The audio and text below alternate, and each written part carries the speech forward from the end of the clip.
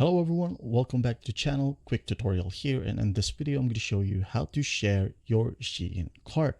Alright, first thing that you need to do here is to make sure that you go to the Me section right here at the bottom right, and you have to log in first.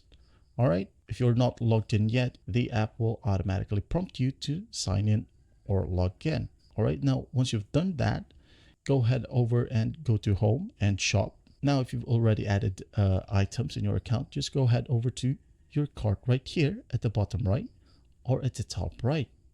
Click or tap on it. And as you can see here, I have 2 items here available. So the way to share your cart is just basically tap or tick on the tick boxes right here besides an item that you want to share. All right, for example, I'm going to share both. And as you can see here, there's a share button right here at the top right. Just go ahead and tap on it. And again, it will ask you which items would you like to share from your Shein cart. For example, I'd like to share both. All right, tap or click on it. And once done, head over to the share section right here at the bottom right again. Tap on it. And as you can see here, Facebook, X, Pinterest, and Telegram is available. For example, I'm gonna share it to Facebook.